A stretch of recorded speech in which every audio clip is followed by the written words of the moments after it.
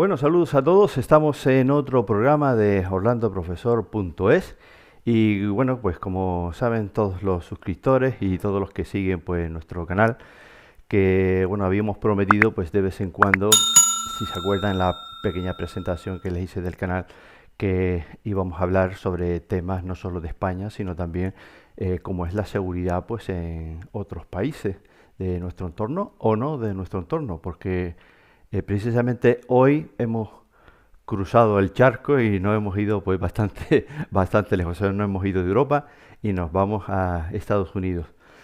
La persona que está hoy con nosotros, ahora la vamos a presentar. Bueno, he tenido la oportunidad de estar con él y de poder conversar con él. Y me dije a mí mismo, pues esta oportunidad que he tenido yo tiene que tenerla también pues todos los seguidores de este canal, porque vamos a tratar de tú a tú o vamos a ver in situ de alguien que es del país, que trabaja allí, que vive ahí, que ya tiene su vida hecha en ese país, y no es que me dijo fulanito, que me dijo menganito, que le contó, en fin, pues todo lo que sabemos que al final se distorsiona, pues, se desvirtúa un poco pues lo que nos cuentan. Así que de primera mano, de un profesional de la seguridad de la emergencia, va a estar aquí con nosotros. Así que empezamos. Bueno, pues como ya estamos viendo, tenemos a Chris. Buenos días, Chris. Muy buenos días. Bueno, pues esto es una grabación, así que da igual que sea buenos días, buenas tardes, buenas noches, ¿no? Que es lo que se suele decir en YouTube. Y bueno, primero agradecerte, Chris, que estés aquí con nosotros, que estés aquí en el canal y que bueno, que nos des la oportunidad no solo a mí, sino también a los oyentes de conocer un poco cómo es la emergencia en los Estados Unidos. Así que yo creo que primero podrías decirnos, pues bueno, exactamente qué es lo que eres, ¿no? A qué te dedicas y para ir centrando a todos los oyentes. Claro, bueno, gracias Orlando. Primero, pues gracias por la invitación. Hoy es un placer estar aquí con todos los que nos estén viendo. Mi nombre es Christopher y durante los últimos casi 15 años, poco menos, he estado trabajando en Estados Unidos en lo que se llama protección civil. La protección civil, en lo que era mi gremio particular, yo trabajaba a través del departamento de bomberos, pero el 95% casi de mi carrera venía siendo en lo que es la UCI móvil. Yo era paramédico, es una titulación que creo que aquí todavía no se ha desarrollado. Y pues sí, te toca un poco de todo, ¿no? Y dentro de eso, pues como estabas explicando, hay ciertas especialidades y demás y que tocan un poco el tema de la seguridad, porque la seguridad en ciertos entornos, más que una profesión, es una necesidad a veces. Y pues nos ha tocado un poco de todo. Y entonces, aparte de ser bombero y paramédico y que se va más en línea con emergencias médicas, catástrofes y cosas de ese tipo, también saqué la titulación de lo que llaman paramédico táctico. No la usé porque no me la querían pagar, pero la titulación de paramédico táctico es básicamente, aunque suene un poco Hollywood, los equipos del SWAT, los equipos de respuestas críticas en departamentos policiales existen, la verdad, y todos los departamentos lo tienen. Y claro, lo que quieren ellos es hacer un entorno más seguro posible para lo que vienen siendo los agentes, y lo que hacen es entrenar a un ya paramédico formado a lo que viene siendo el paramédico táctico, y te involucras mucho en lo que viene siendo, pues entras con ellos en esas situaciones y estás al lado de la persona que se está encargando de la operación por si acaso algo fuera mal. Y no sé, la gente a lo mejor solo lo sabe de las noticias, pero en Estados Unidos hay muchas armas y las cosas pueden ir muy mal, muy rápido. Para poder estar ahí, echar una mano y ser más efectivo a la hora de mitigar un problema médico, digamos, de emergencia. Y básicamente es eso. Aparte, pues bueno, trabajando en el campo te toca ver, allí por lo menos, aquí no me he dedicado a ello profesionalmente, pero te toca ver un poco de todo, ¿no? Es muy común ir a una llamada en la que, como no se sabe cuál es la naturaleza o el origen de la llamada, asistir tanto con el departamento de policía como el departamento de la UCI móvil, asegurar la escena y asegurarte de que, oye, de que es un ambiente seguro para trabajar. Y entonces te toca ver un poco de todo, ¿no? Los despliegues que hacen, las medidas de seguridad que tienen, y también es un poco interesante la formación y la educación que dan para llegar a estos puntos de tener, ¿sabes? la capacidad de desarrollar estas labores, ¿no? Wow, entonces eres una especie de, claro, entre, no, aquí en España nos llama mucho la atención, ¿no? Porque es que, como que, o es bombero, paramédico, medio SWAT, o sea que es súper, No he hecho ninguna incursión, fui no como parte del equipo, sino como parte del repliegue de lo que es el por si acaso, el backup, que le llaman. Y he estado presente en alguna de ellas, pero no me tocó hacer una incursión. Dicho esto, te toque lo que te toque, la formación, por lo menos en Estados Unidos, es bastante homogénea. Hay un estándar nacional y independientemente de dónde te formes, tienes que pasar un examen nacional con unos estándares nacionales. eso nos gustaría que nos centraras un poquito cómo es la formación, qué es lo que se hace allí, qué se exige antes de entrar, cómo es el proceso y luego cómo se examina, cómo se llega a ser un... Todo depende de... Claro que me imagino que será parecido aquí. Tengo un poco de una idea, pero bueno, voy a intentar buscar los paralelismos, ¿no? Ver cuáles son las similitudes y luego puntualizar en las diferencias. Todo depende, ¿no? Hay sector público, todos lo sabemos que son las fuerzas de seguridad del Estado, bien sea policía local, policía estatal, ¿no? Que sería como la policía autonómica aquí, que tenemos la Ertzaintza aquí en el País Vasco, los Mossos en Cataluña, etcétera. Y luego pues está el tema privado, hay muchas ramas, ¿no? Es un país muy grande y el tema de seguridad está muy desarrollado ahí porque es un país que realmente pues, no es muy seguro. Entonces se contratan profesionales y dependiendo de lo que quieras hacer, por ejemplo, vamos a empezar por lo que viene siendo la rama pública, ¿no? Muy bien. Sí, vamos a dividirlo por partes y así no nos perdemos un poco. Sí. En lo público es muy parecido aquí en el tema de que se hace una oposición, pero tengo entendido que es un poco distinto en la siguiente forma. La oposición que se hace ahí, tú te apuntas a un examen, ¿verdad? Es un examen no necesariamente para saber si tienes experiencia, sino para saber si tienes las aptitudes para desarrollar la labor para la que te tiene intención de contratar, ¿no? Digamos que un policía, por ponerlo más simple, un policía, ¿no? Pues hay ciertas aptitudes personales que se buscan y es un perfil de persona más que una experiencia.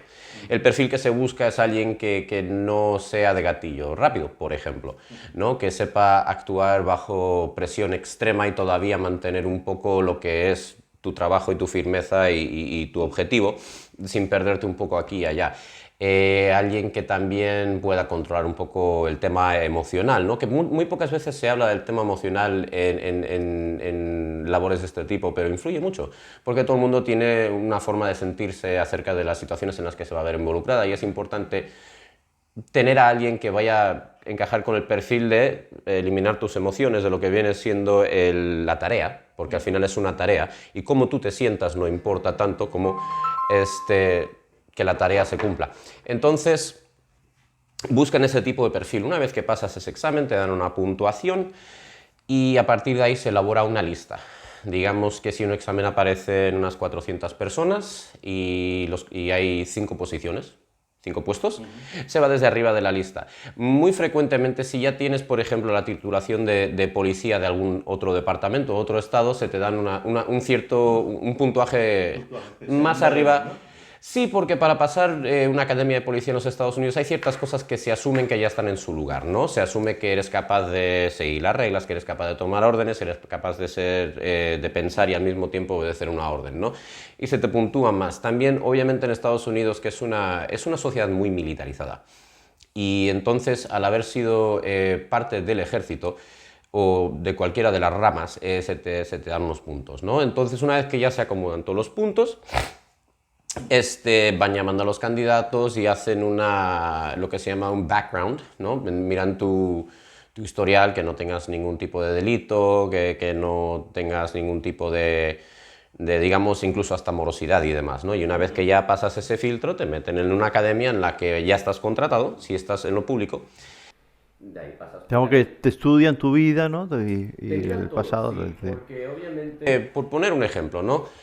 Algo parecido a la morosidad que hay aquí, ahí es un sistema de crédito, ¿no? Entonces, si tú, por ejemplo, estás en una deuda terrible, eres más susceptible a tomar un soborno, a hacer la vista gorda en un lugar u otro. Entonces lo que quieren saber es que eres una persona que va a estar centrada en el trabajo y que no trae equipaje que no es realmente productivo.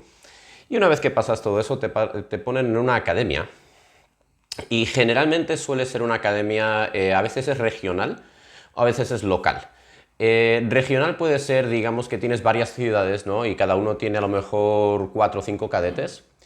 Y dices, bueno, pues vamos a hacer un grupo de 20, 30 personas y ponen a través de la academia. En ciudades más grandes, digamos, por ejemplo, las grandes, ¿no? Nueva York, Chicago, Houston, obviamente tienen tantos cadetes que tienen suficiente como para hacer su propio grupo. Y los cursos los imparten generalmente personal activo, personal de los departamentos que están en servicio activo. Es un curso que suele durar aproximadamente 5 o 6 meses. Tiene teórico, tiene práctico, un poco de todo. ¿Están en régimen de internos en la academia? ¿O vives en tu vivienda y vas solo No, sí, vas a casa, vienes, es como ir al trabajo, generalmente suele ser de un 8 de la mañana a 5 de la tarde, ¿vale? Pero bueno, estás ya contratado, lo que quiere decir que, bueno, durante los próximos 12 meses tu vida no es tuya. Tú perteneces, al que te pone la placa, tú perteneces ahí, y si te dicen una cosa, te la dicen. Suele haber un periodo de probation, que le llaman, que dura entre 12 y 18 meses, en lo que básicamente, vamos, mirar mal a un oficial puede ser un despido, ¿no? Entonces lo que están viendo es eso, que tengas la capacidad durante cierto periodo de tiempo de ser recto, correcto y simplemente ser un robot capaz de pensar. ¿No? Mucha disciplina. Como te digo, es una sociedad muy militarizada. Y lo interesante es que vayas a donde vayas a la academia, luego hay un examen nacional.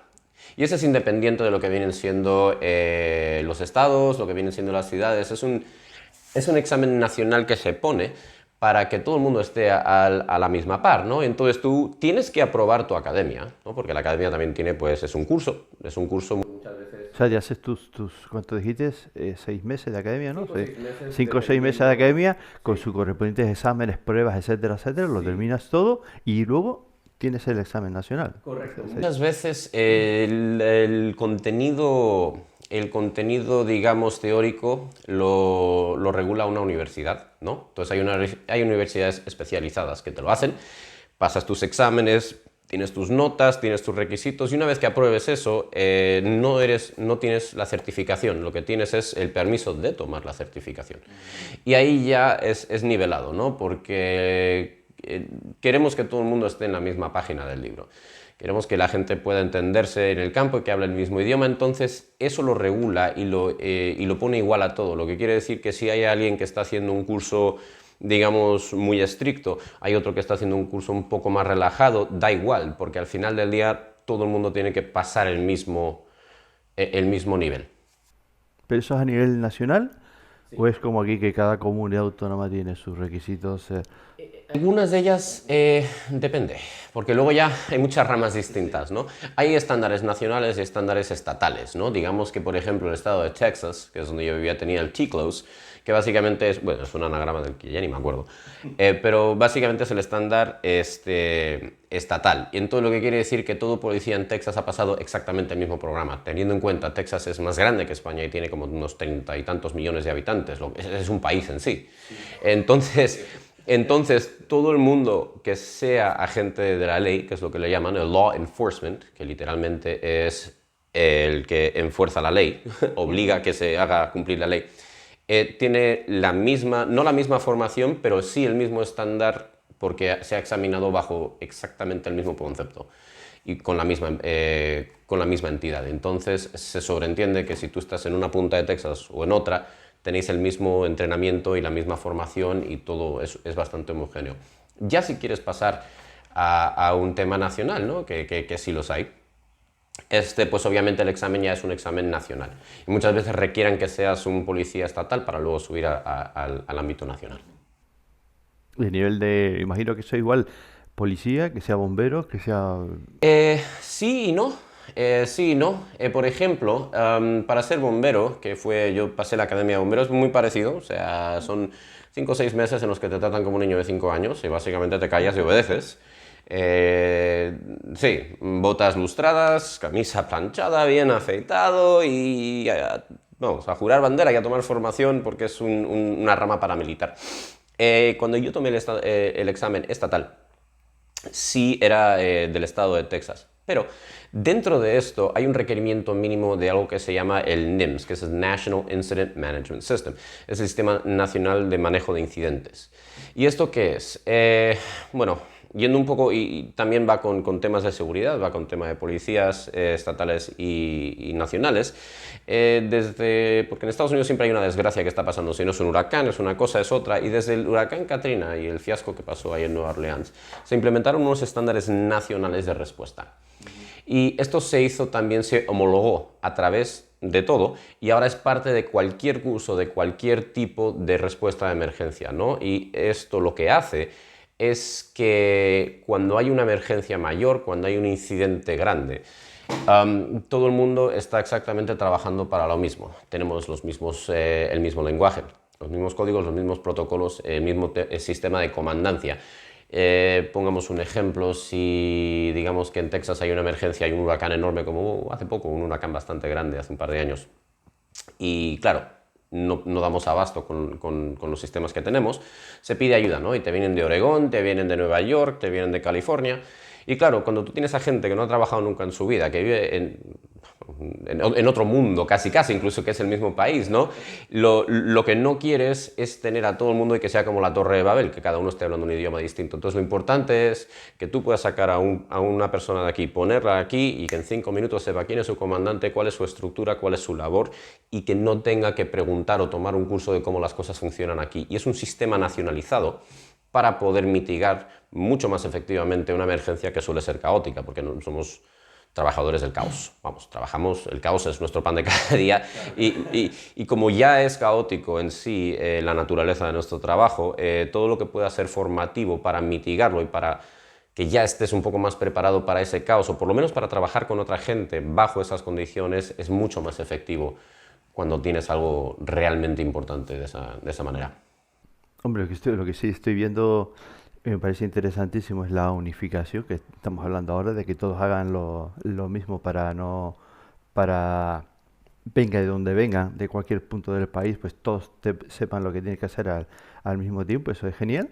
Y otra cosa que me llama la atención por lo que estás explicando es que, por ejemplo, una cosa que aquí en España, en lo que es la formación de seguridad, que al final la seguridad privada pues también entra de lo que es la emergencia. De hecho, mucha de la gente que viene a estudiar seguridad, yo he dado clases, por ejemplo, pues a miembros del Servicio Aéreo de Rescate o también he dado clases a gente que trabaja, aquí le llaman técnicos sanitarios, los que van en la ambulancia y tipo de eso, que saben que son sanitarios y etcétera, etcétera, bueno,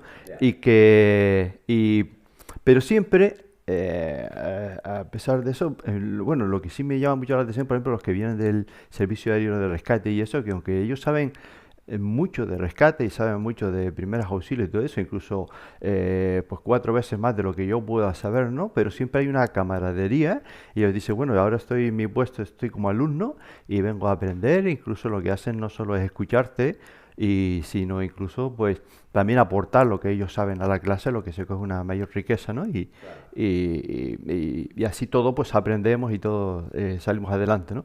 Pero la espina que tenemos aquí es que, claro, estudiamos en un centro privado donde el centro privado depende de los alumnos, por lo tanto vive de los alumnos, del dinero que ingresan los alumnos por hacer los cursos y que si suspenden los alumnos pues te quedas sin dinero, ¿no? Y entonces pues siempre está esa sospecha de fondo de que, bueno, aquí se aprueba la gente pues porque es una manera de sacar dinero y no porque efectivamente pues aprenda, ¿no? Digamos que eso lo tienen resuelto. Sí, muy parecido en la manera en la que, por ejemplo, si te vas a sacar el carnet de conducir aquí en España, la autoescuela te pone un curso, lo apruebas, pero el examinador es completamente independiente de la autoescuela. Es un examinador que viene de la DGT, tengo entendido, y él te pone el examen. Lo cual tiene mucho sentido, ¿no? Porque si una autoescuela lo que quiere hacer es imprimirte el carnet de conducir y luego la DGT está encargada de la seguridad de nuestras vías públicas, pues obviamente conviene que todo el mundo esté en el mismo lugar, ¿no? Luego, independientemente de lo que el examinador, que dicen que son todos unos canallados o lo que sea, pero hay un estándar nacional, ¿verdad? Y el carnet te tiene que servir en Soria, te tiene que servir en Oviedo, te tiene que servir en Tarragona. Y entonces, por eso hay eso. Y sí me sorprendió cuando tuvimos la conversación el otro día, que no había algo así para una posición tan importante, ¿no?, como el tema de seguridad. Lo que hace es elimina mucho la responsabilidad del educador, sí y no, y lo pone más sobre el estudiante, porque se ha dado una distopia bastante grande en los últimos 10-20 años, en el que antes si tú suspendías eras porque eras un cazurro, porque no has estudiado, no te has aplicado. Ahora parece que si suspendes es culpa del profesor, ¿no? Y claro, eso no tiene ningún sentido, porque si te presenta el material, se te dan las clases y se te contestan todas sus preguntas, el resto es tu responsabilidad. Entonces sí lo veo bastante complicado que caiga sobre el educador también hacer la examinación, porque sí hay un conflicto de intereses, como dices tú, ¿no? Es posible que haya un conflicto de intereses, es decir, este tío no ha dado palo al agua, ¿no? Pero si no le paso, o sea, todos tenemos jefes y todos tenemos que hay que tirar el barco para adelante. Entonces, un sistema integrado de examinación no solo es bueno porque así sabes que cuando a alguien le dan ese parche o esa placa o ese certificado, se lo ha ganado y sabe lo que tiene que saber, pero al mismo tiempo pone a todo el mundo a trabajar en la misma dirección y ayuda, como estábamos hablando antes, del sistema unificado de comandancia, que si tú has trabajado en una empresa u otra, independientemente de dónde vengas, todo el mundo ha pasado exactamente la misma formación y ya no hay que... La orientación laboral será más simple. Una vez que ya tienes ese certificado, quiere decir que puedes prestar atención, que te has esmerado, que has hecho todas estas cosas y no que has ido a un lugar, te has tocado las narices y porque alguien tenía que aprobarte, te aprobó. ¿Me entiendes? Y yo creo que unificando el sistema de examinación beneficia a todo el mundo. Beneficia tanto a los educadores como a las empresas y como al personal en sí, porque ya no estás perdido, ¿no? Ya sabes que, bueno, una vez que yo pase esto, sé lo que tengo que saber para desarrollar mi trabajo y ya no ando tan perdido. Ofrece también más seguridad al ciudadano, ¿no? Que al fin y al cabo es quien va a revertirse toda esa formación. Claro. Que nos estamos Se sería más seguro, ¿no? En algunos casos servidores públicos o incluso privados, pero bueno, es lo que hay, la seguridad, tanto bien sea protección civil, sea fuerzas de seguridad del Estado, seguridad privada, es un servicio que haces para mantener al público seguro y protegido. Y entonces se beneficia a todo el mundo, porque ya no es como la típica, ¿no?, que te ha tocado el carnet en una tómbola, ¿no? Pues con esto es lo mismo. O sea, tú lo que quieres es que la persona que vaya a desarrollar este trabajo sea la más preparada, sea una persona con cierto nivel de integridad, capacidad y disciplina. Y entonces, obviamente, eso hace un mejor trabajador que últimamente. Eso quería preguntarte sobre la disciplina. ¿Tú crees que es necesario la disciplina? Porque, por ejemplo, las cosas que me estás comentando, si yo le digo aquí a un alumno que, por ejemplo, que venga afeitado, que se corte el pelo, que esa no es la ropa adecuada, probablemente el que cabe en la calle es el profesor. No, a nosotros nos lo explicaron. ¿Cómo lo ves, no? Nos lo explicaron de una manera. Por ejemplo, yo cuando primero entré en el curso de paramedicina, ¿no? Yo quería ser paramédico, pero claro, el servicio privado no pagaba nada, entonces me fui al servicio público, pero esto ya fue después. En la universidad, y era un curso universitario, en la University of Texas at Brownsville, allá en el sur de Texas. Y nosotros cuando entrábamos nos decían, este es el uniforme que vais a llevar, tenéis que comprar esta camisa, una camisa polo de azul marino, teníamos camisas de manga corta para los días que íbamos a estar haciendo a lo mejor algo físico, y tenías que ir, pero vamos, como si fueras a una entrevista de trabajo. Era una entrevista de trabajo de 3 años y medio, casi 4 años, día sí, día también. Tenías, por lo menos en mi universidad, que tenía un estándar bastante alto, tenías que ir afeitado, tenías que tener un corte de pelo conservador, si tenías tatuajes te los tenías que cubrir. Para los hombres, sí, porque hay una diferencia, para los hombres, y además es en Texas, te dicen, mira, esto es Texas, quítate los pendientes, luego te los pones y haces lo que quieres en tu tiempo libre, pero cuando tú llevas un parche, cuando tú llevas una insignia de una empresa, tú estás representando a esa empresa, y esa empresa tiene el derecho a decir qué clase de persona quiere que se le represente. Y nos dieron el porqué, ¿no? Mi profesión es una de las muy pocas profesiones en la que tú vas a la casa de un completo extraño, te abren la puerta y te dan a su niño de 2 años que no está respirando, no te conocen de nada, pero te ven el uniforme, te ven y automáticamente en el peor momento de su vida ponen toda su confianza en ti. Entonces hay una gran diferencia si yo voy de una manera que refuerce esa confianza, que si parece que es alguien que yo cruzaría la acera para evitar en la calle, ¿no?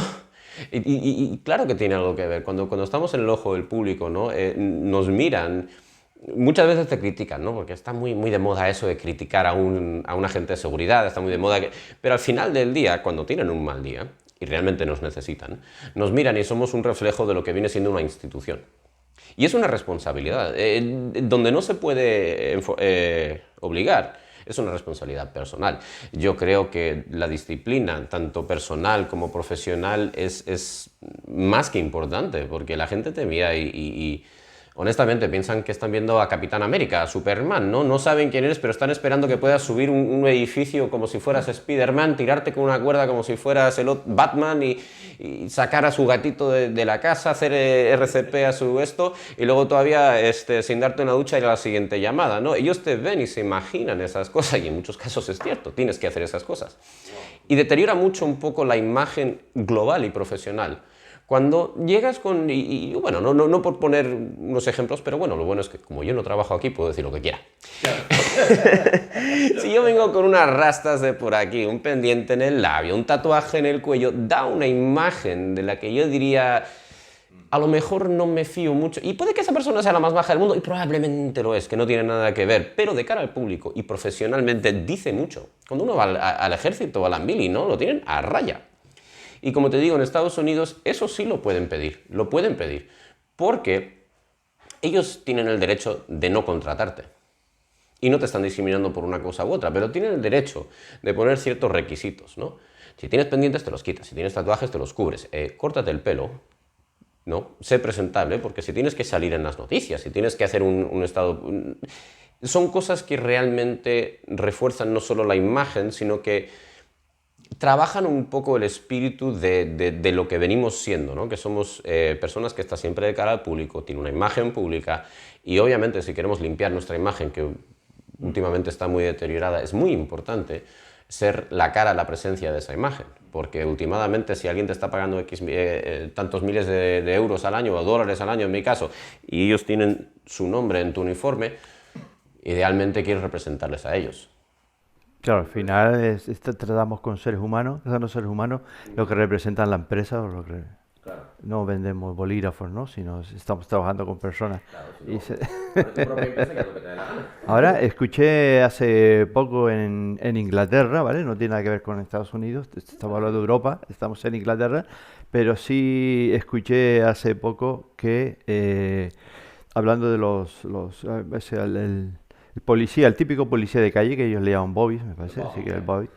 Pues claro, al cabo de unos años, pues empieza como a abandonarse, a echar barriga, a tener exceso de peso y demás. Incluso la policía de Londres, la metropolitana de Londres, llegó a penalizar a los policías, si se excede de peso, pues disminuye su nómina. O sea, más o menos tiene una nómina según el peso, ¿no? Que a lo mejor es por eso, ¿no? Por intentar de que la gente pues mantenga... ¿Eso por qué pasa también? Porque a lo mejor los ingleses no dicen, no tienen el orgullo de decir represento esta chapa o represento este anagrama.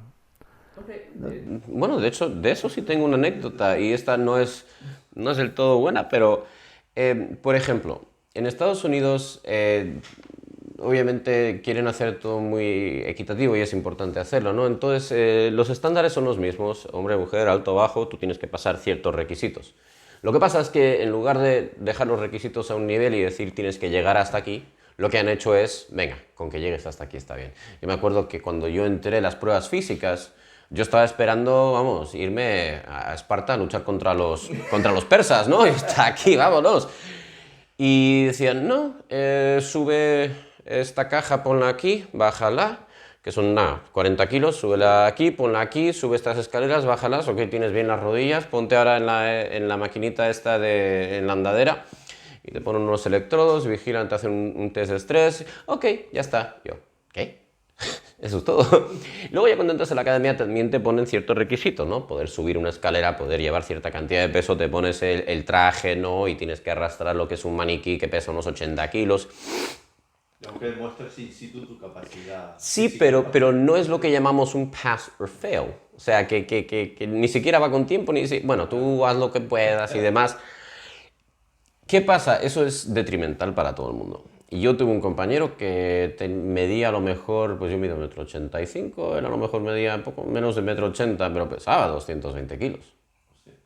Y con 33 años falleció por un ataque cardíaco fuera del trabajo. Y yo trabajaba con él y lo veía, ¿no? Llegamos a la casa de las personas, ¿no? Y hablando con tu paciente y demás, y tenía que apoyar y estaba mal. ¿Qué pasa? Que cuando vemos que, como lo que estabas explicando, Orlando, que dicen, bueno, ahora han puesto un requisito que si empiezas a subir de peso, tal, te pueden penalizar, lo vemos como que aquí está el malo del jefe intentando decirte qué hacer, pero al final del día tenemos un trabajo que nos requiere estar en cierta forma física y es lo que hay.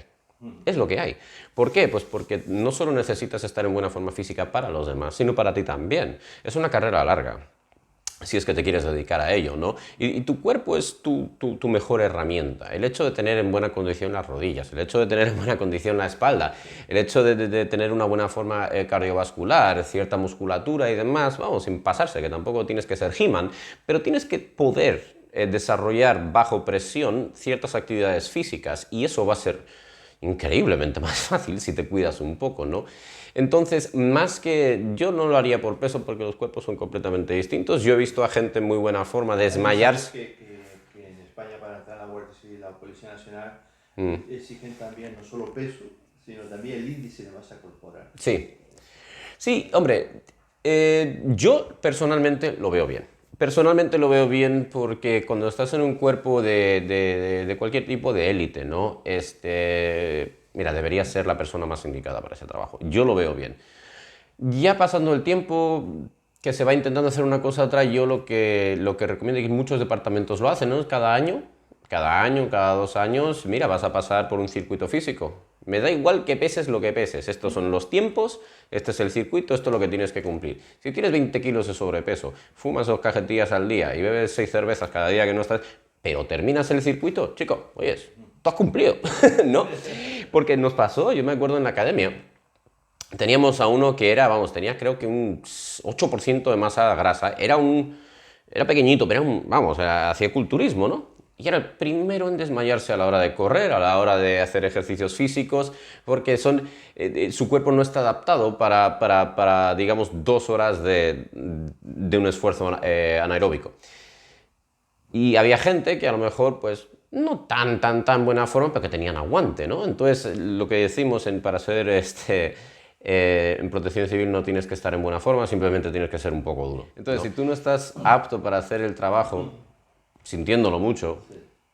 Yo he visto a hombres así de grandes desmayarse y he visto a mujeres así de pequeñas arrastrar al hombre grande que se ha desmayado, ¿eh? O sea que esto no tiene nada que ver con nada más que es un trabajo, tienes requisitos y si no los cumples a lo mejor deberías replantearte. Y si no tienes la disciplina de mantener tanto tu cuerpo como tu vida en una manera que sea conduciva a que desarrolles bien tu trabajo, a lo mejor es replantearte si realmente es una carrera para ti, porque es una carrera que te tasa mucho, que te requiere mucho, tanto física, mentalmente y demás, y hombre, no es para todos. Yo recuerdo, no, lo comentaba esto porque, por ejemplo, yo recuerdo llamar a lo mejor a una ambulancia de transporte para mi madre, que está incapacitada y, bueno, obesidad mórbida y demás, y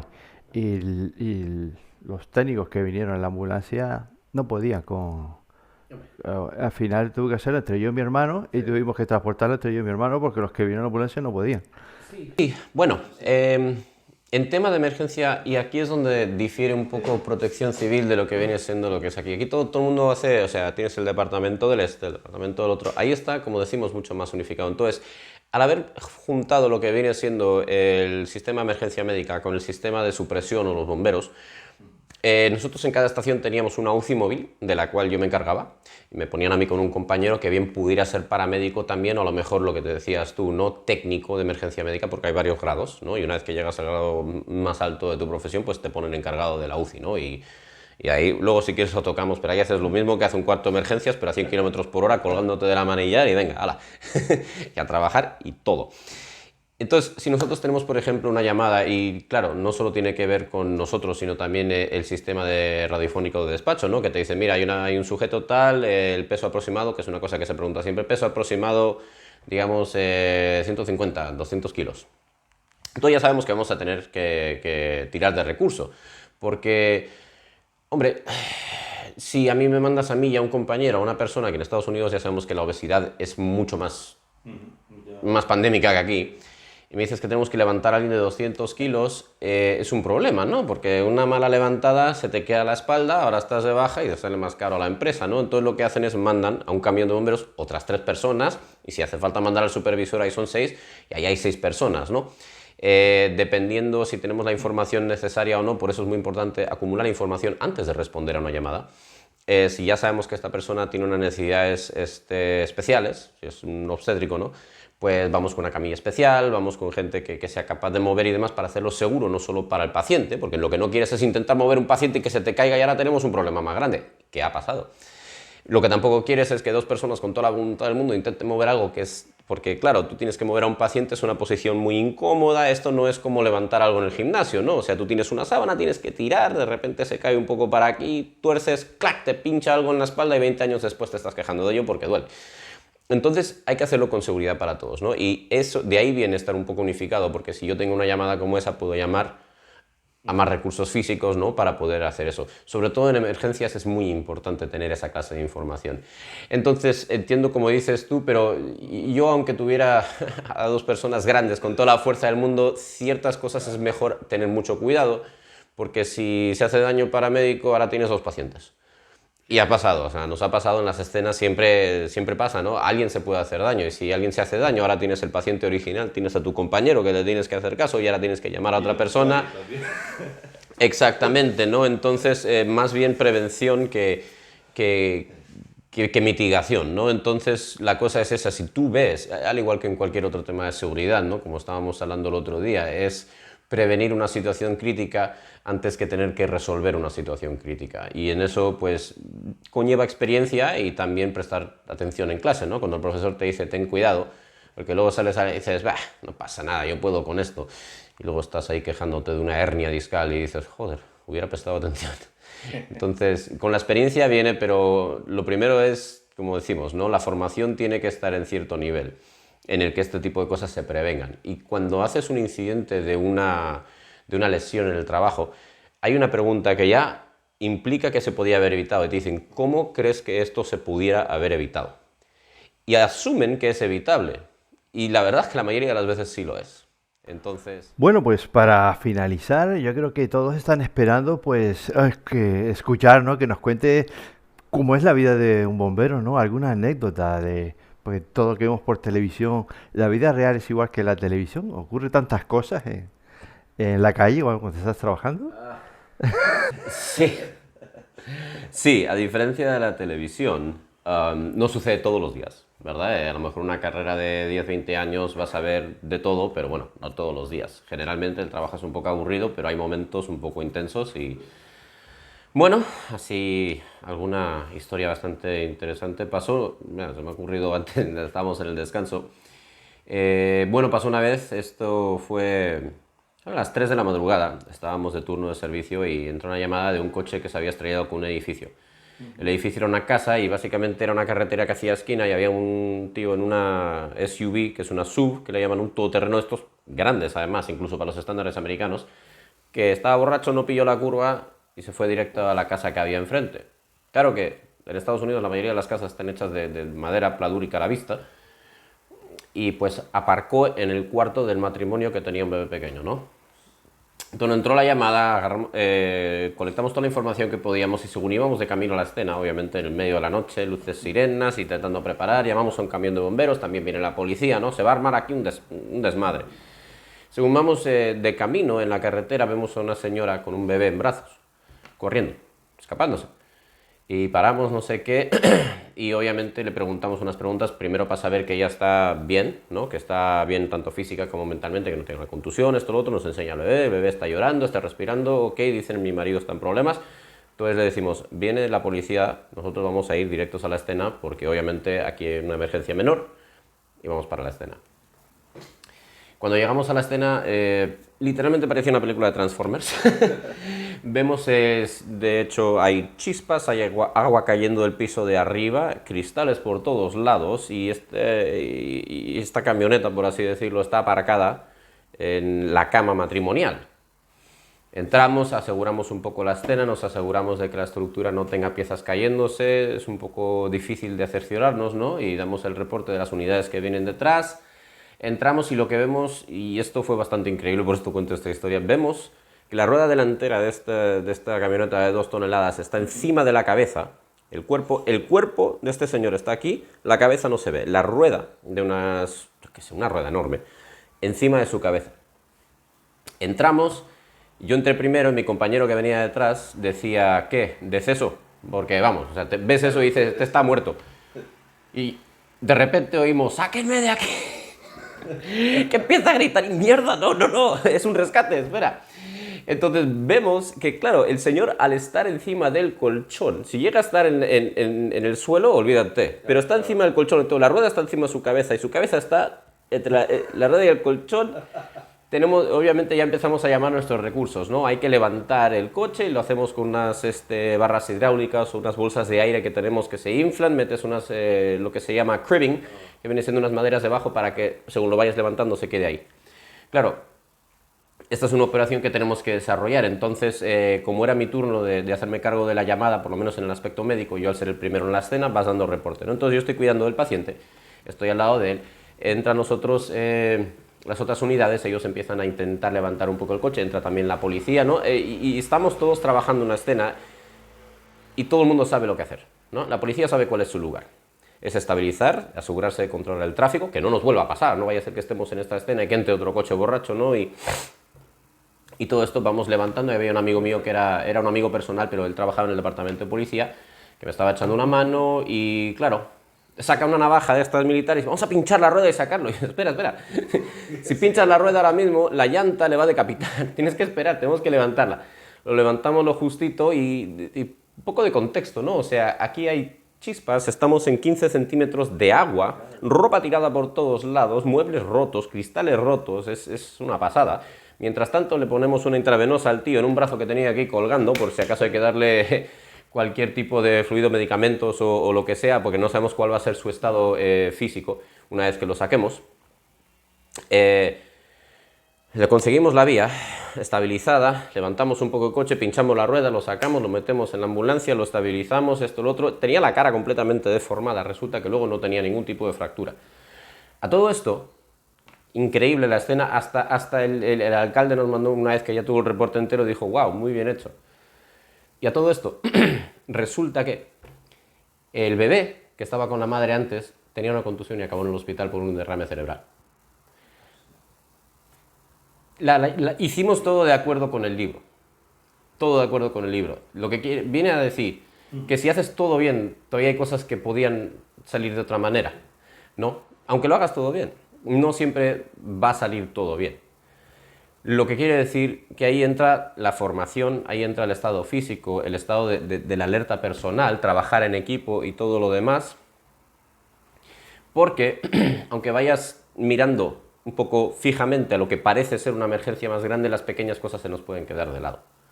Por eso es muy importante siempre, y luego tuvimos una crítica post-escena, ¿no? Que le llaman, ¿no? Cuando tienes una escena así un poco importante, nos juntamos todos y decimos, esto nos fue muy bien, esto no nos salió bien, aunque no lo hicimos mal, pero para la próxima vez a lo mejor llamar a otra ambulancia y decir, tenemos un paciente que hay que revisar, porque ese bebé al final tardó 2 horas en llegar al cuarto de emergencias, y si otra ambulancia se lo hubiera llevado estaría en 20 minutos y a lo mejor podía...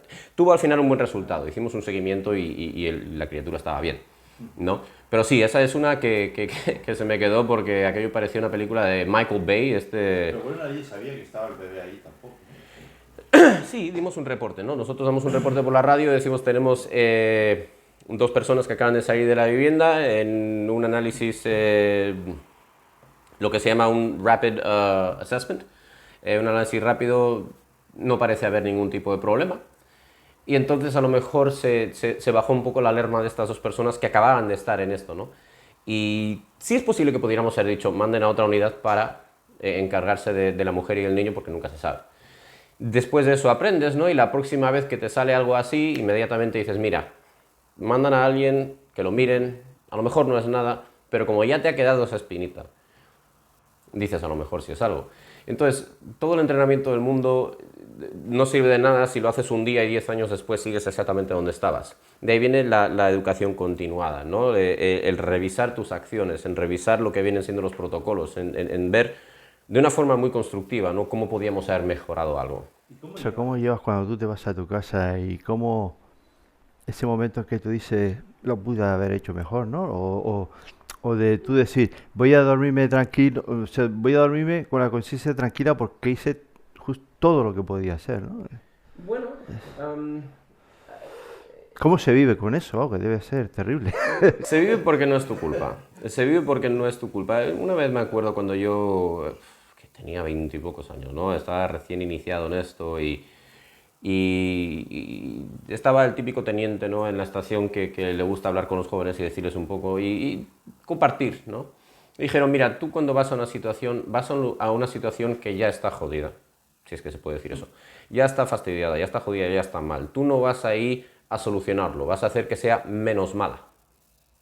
Entonces, dentro de eso, con eso vives, ¿no? Porque al final del día, mira, las emergencias suceden, las desgracias suceden. Mi trabajo, ¿no? He visto el chiste, ¿no? Yo he enterrado más gente que el coronavirus, porque me tocaba ver, sí, me ha tocado ver cosas muy desagradables, prolongadamente, día sí, día también, varias veces al día, durante una carrera de casi una década y media. Y no te lo llevas a casa porque tú no lo has hecho. O sea, si yo voy a un accidente de tráfico, yo no estoy involucrado en el accidente de tráfico, estoy aquí para echar una mano.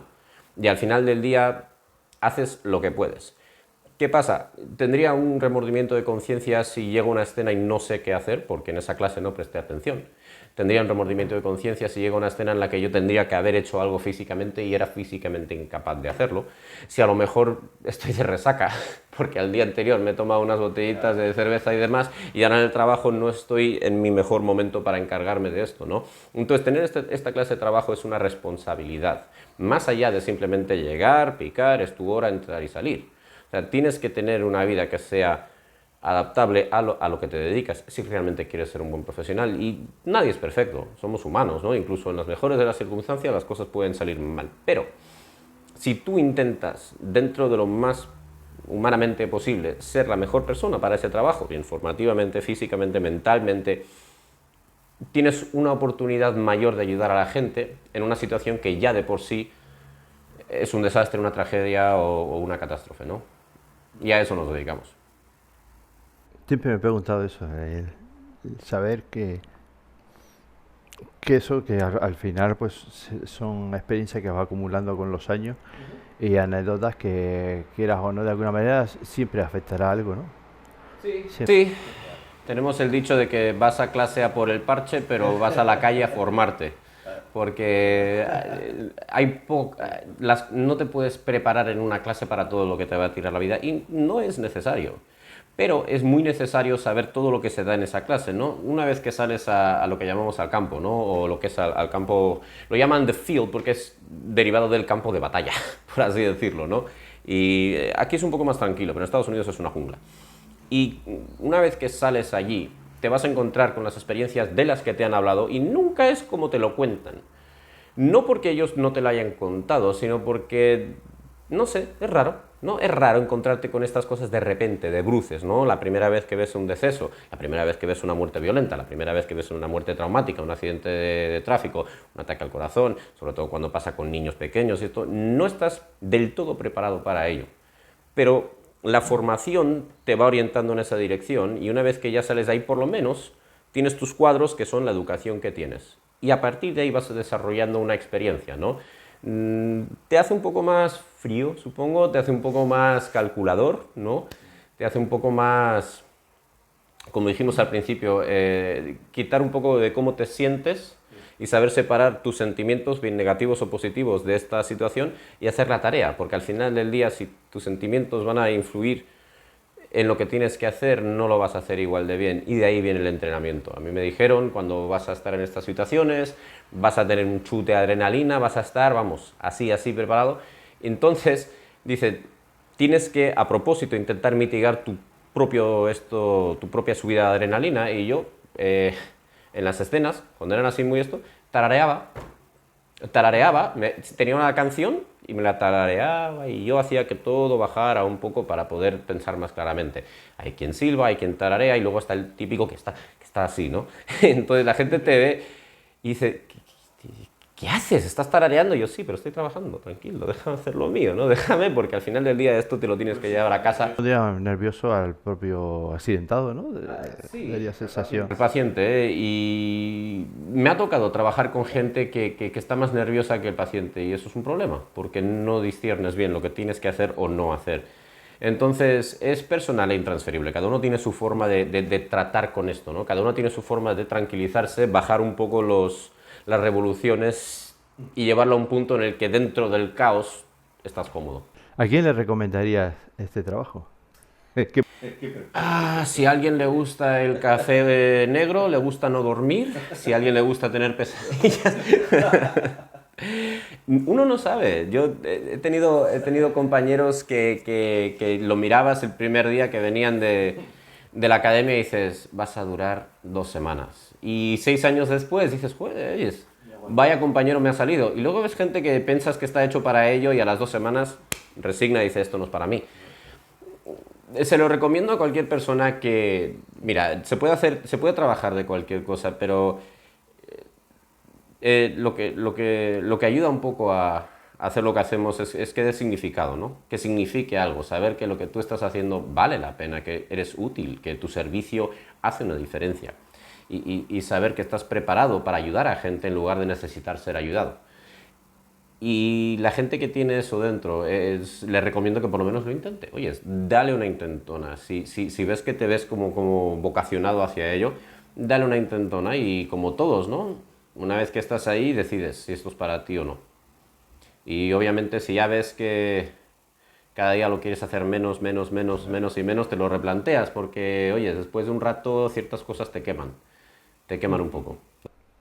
Y así, ahora para finalizar ya como cosa, porque los suscriptores y la gente que sigue el vídeo son gente muy curiosa, se dan cuenta de todos los detalles. Y seguro que me van a preguntar una cosa, dice, ¿se aprende a hablar español también en Estados Unidos o es que tú tienes truco para hablar también español? Tengo truco, pero no, una vez que te diga el truco no te va a sorprender tanto. Me crié en España. ¿Tienes doble nacionalidad? Sí, tengo la doble nacionalidad. Yo nací en Estados Unidos, vine aquí a España en el año 89, soy del 84, tengo 35 años.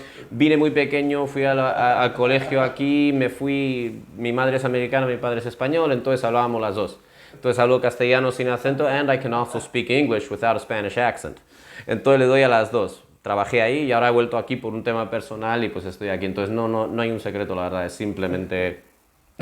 Soy bilingüe porque tengo la doble nacionalidad y mis padres son de 2 lugares distintos. Sí, a mí recuerdo que lo que le suele sorprender por ejemplo, mi hermana cuando estuvo en Miami era que escuchaba a una persona hablar español, pero con un acento mexicano, pero cerrado, y de repente a un americano totalmente cerrado, ¿no? Esa facilidad, ¿no? De cambiar de un idioma a otro, pero con el acento y con lo original de cada uno. Sí, Estados Unidos es una mezcla un poco de todo. Yo, por ejemplo, vivía en el sur de Texas, donde la mayoría de la población es hispanohablante, porque, pues estás cerca de la frontera mexicana y la mayoría de la gente habla castellano igual. Es castellano a su manera, pero castellano.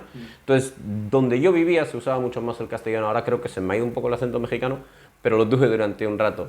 Entonces, allí sí. Y en ciudades más grandes donde hay mucha diversidad, hay mucho inmigrante, ¿no? O sea, Estados Unidos es un país hecho de inmigrantes, perdona. Entonces sí, mucha gente habla el castellano, aunque sea lo chapurrea, ¿no? Entonces sí te encuentras con un poco de todo, la verdad. Lo difícil es ir allí y aprender a hablar inglés, porque desde España el inglés yo creo que nos hemos quedado un poco atrás y cuesta un poco arrancar, pero bueno. Te desenvuelves, te buscas la vida. Chris, pues muchas gracias por haber estado aquí con nosotros y contarnos todo eso de primera mano, de alguien que vive allí en Estados Unidos y que lo ha vivido, que yo creo que si había alguien, si tenía duda de dedicarse a esta profesión, creo que contigo se va a convencer. De hacerlo o no hacerlo. Una de dos. Yep. Gracias. Gracias por invitarme, es un placer y oyes, pues aquí estamos. Seguiré en ello.